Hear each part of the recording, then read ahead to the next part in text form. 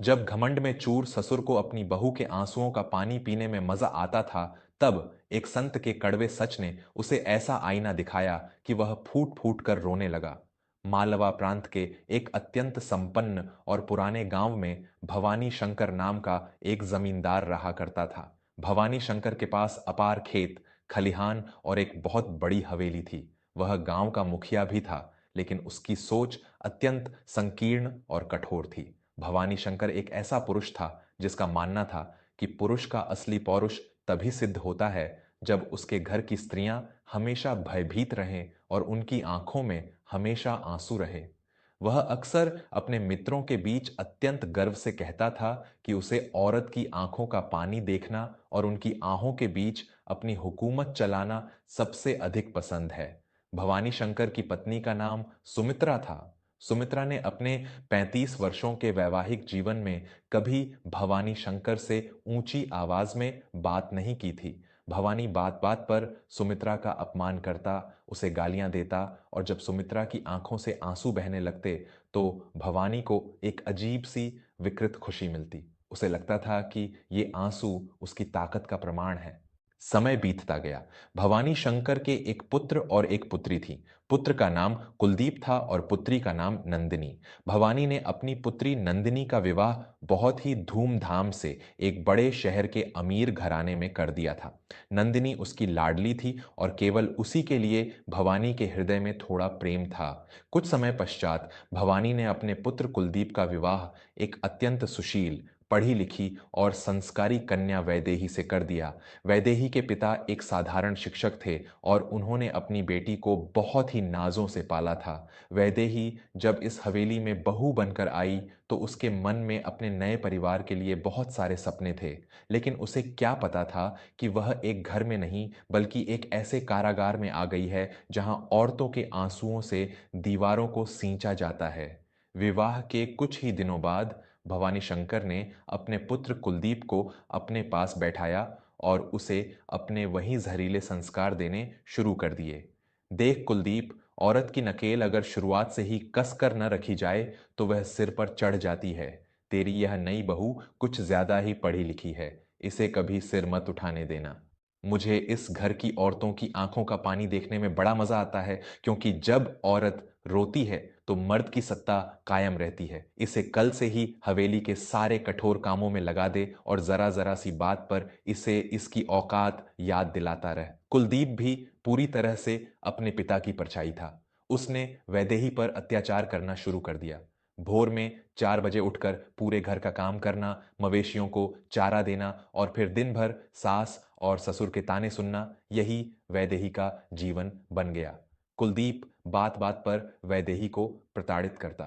जब वैदेही रसोई के कोने में छिपकर रोती तो भवानी शंकर दालान में बैठा अपनी मूंछों पर ताव देता और जोर जोर से हंसता। उसे अपनी बहू के उन आंसुओं के उस खारे पानी में अपनी जीत दिखाई देती थी। मेरे आत्मीय श्रोताओं, मैं आपका अपना विवेक वर्मा। हमारे समाज में आज भी ऐसे कई घर हैं जहां पौरुष का अर्थ एक कमजोर और निहत्थी स्त्री को रुलाना और उसे प्रताड़ित करना समझा जाता है। जब एक पिता बड़े नाजों से अपनी बेटी को विदा करता है तो वह सोचता है कि उसने उसे एक घर दिया है, लेकिन कुछ अहंकारी लोग उस घर को नर्क बना देते हैं। औरत के आंसुओं को अपनी ताकत समझने वाले लोग यह भूल जाते हैं कि हर आंसू का हिसाब ऊपर वाले के पास दर्ज होता है। अगर आपको भी वैदेही के इन खामोश आंसुओं और सुमित्रा के बरसों के उस दर्द ने भीतर तक झकझोर दिया है और आप मानते हैं कि स्त्री का सम्मान ही असली धर्म है, तो बिना एक क्षण गंवाए अपने इस परिवार वर्मा स्टोरीज को अभी सब्सक्राइब कर लें। आपका एक सब्सक्राइब और आपका जुड़ना मुझे यह विश्वास दिलाता है कि आज भी समाज में संस्कारों और मानवता का सम्मान करने वाले लोग मौजूद हैं। कृपया अभी सब्सक्राइब करें और हमारे इस सफर के साथी बने। चलिए देखते हैं कि भवानी शंकर के इस अहंकार पर प्रकृति क्या प्रहार करती है। वैदेही तिल तिल कर अंदर ही अंदर घुट रही थी।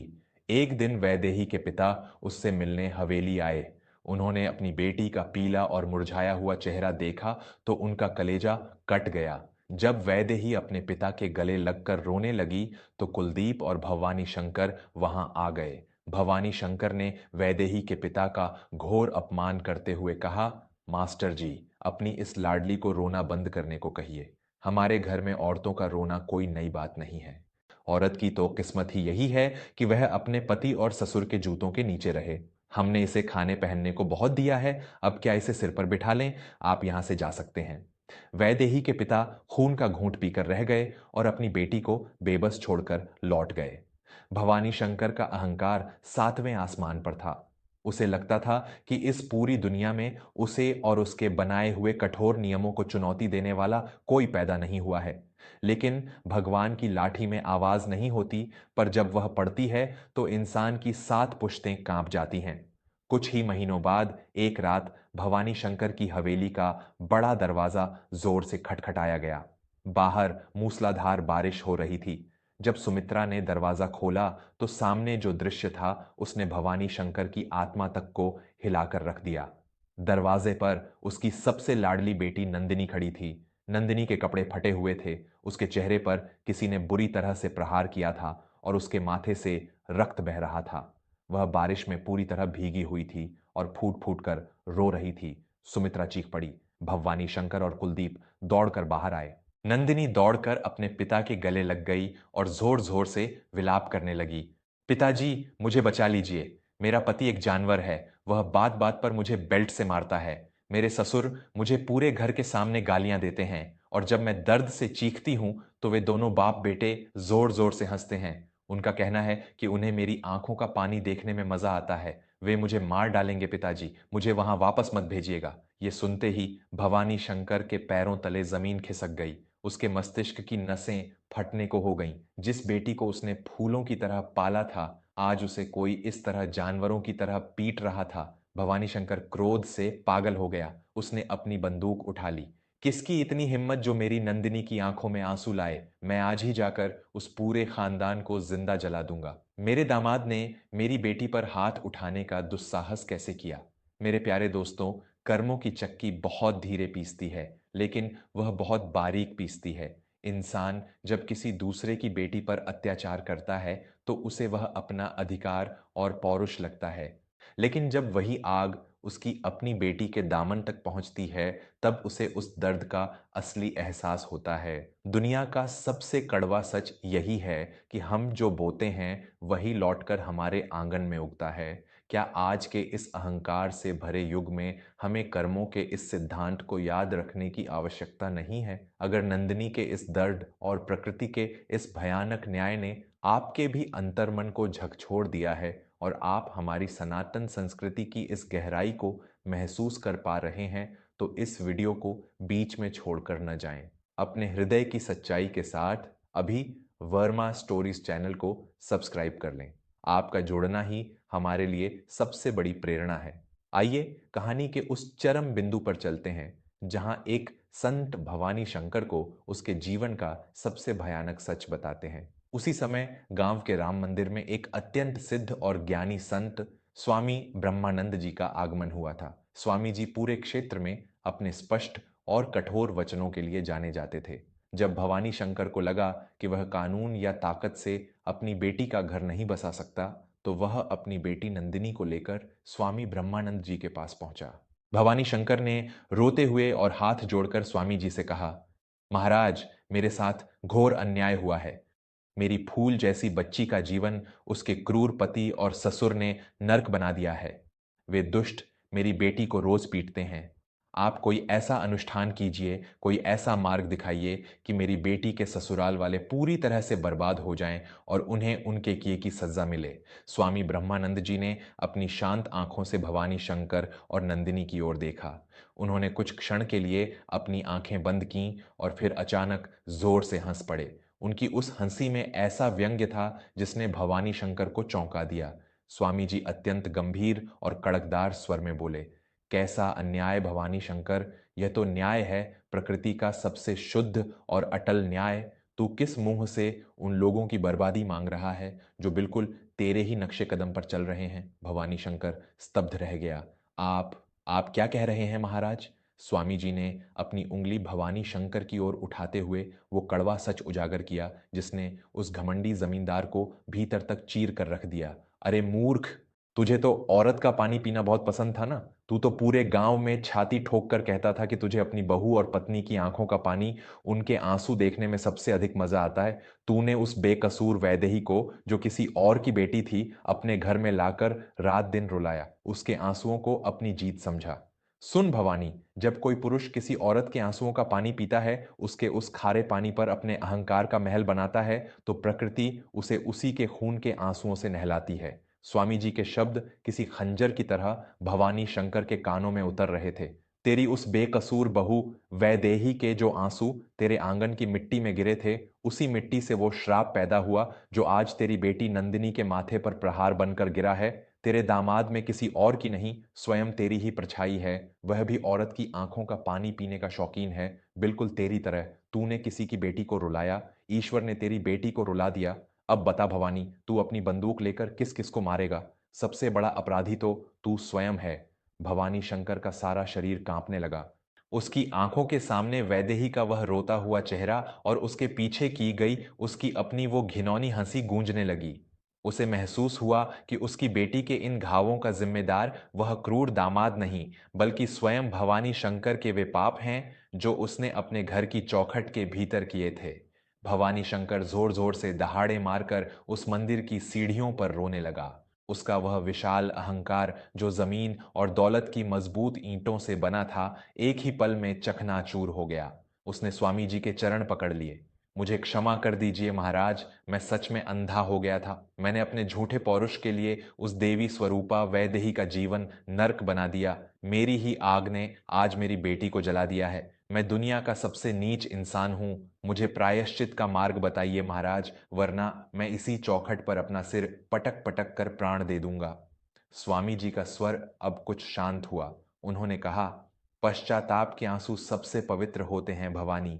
यदि तू वास्तव में अपनी बेटी का दुख दूर करना चाहता है, तो पहले अपने घर की उस बेटी के आंसू पोंछ जिसे तूने बहू बनाकर रुलाया है। जब तेरे आंगन से वैदेही की आहें बंद हो जाएंगी, तो तेरी नंदिनी के जीवन के कष्ट स्वयं ही मिट जाएंगे। जा और एक पिता बनकर अपने पापों का प्रायश्चित कर। भवानी शंकर दौड़ता हुआ अपनी हवेली वापस आया। अंदर कुलदीप वैदेही को किसी बात पर डांट रहा था और वैदेही जमीन पर बैठी रो रही थी। भवानी शंकर ने जाकर कुलदीप का हाथ पकड़ लिया और उसे जोर से पीछे धकेल दिया। रुक जा मूर्ख, अगर आज के बाद तूने मेरी इस बेटी पर आवाज भी ऊंची की तो मुझसे बुरा कोई नहीं होगा। कुलदीप और सुमित्रा आश्चर्य से भवानी शंकर को देख रहे थे। भवानी शंकर सीधे वैदेही के पास गया और सबके सामने बिना अपने रुतबे और उम्र की परवाह किए अपनी बहू के पैरों में गिर पड़ा। मुझे माफ कर दे मेरी बच्ची, मैं तेरा ससुर नहीं, तेरा सबसे बड़ा अपराधी हूं। मैंने तेरी आंखों के उस पवित्र पानी का अपमान किया है। मेरे अहंकार ने मुझे अंधा कर दिया था। मेरी ही सजा आज मेरी नंदिनी भुगत रही है। आज से इस घर में कोई भी तेरे आंखों में आंसू नहीं लाएगा।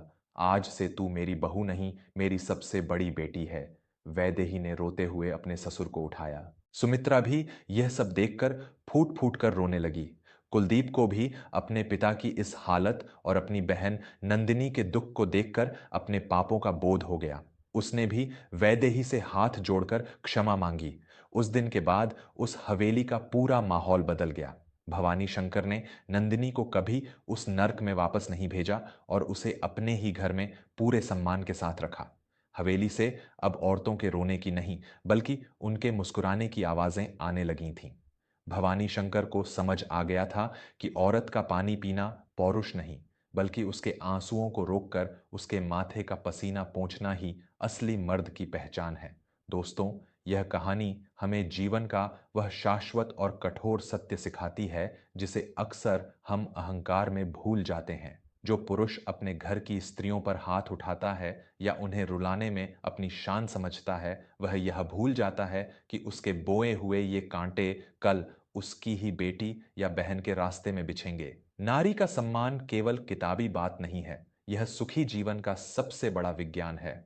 अगर भवानी शंकर के इस पश्चाताप और कर्मों के इस अटल न्याय ने आपके हृदय को गहराई तक छुआ है और आप चाहते हैं कि हमारे समाज में भी रिश्तों को वह सम्मान और स्त्रियों को वह सुरक्षा वापस मिले, तो बिना कोई झिझक के अभी वर्मा स्टोरीज को सब्सक्राइब कर लें। आपका एक सब्सक्राइब और आपका साथ ही मेरी सबसे बड़ी ताकत है। जो मुझे ऐसी ही अनमोल, धर्म से जुड़ी और जीवन बदलने वाली कहानियां आप तक पहुंचाने का माध्यम बनता है। अपने परिवार से प्रेम करें, घर की स्त्रियों का सम्मान करें और जीवन की सच्चाई से जुड़ी ऐसी ही कहानियों के लिए हमेशा सुनते रहें अपना पसंदीदा channel Verma stories. Comment box में पूरे भाव से जय मातृशक्ति या हर हर महादेव अवश्य लिखें। आपके जीवन की हर बाधा दूर होगी। हर हर महादेव।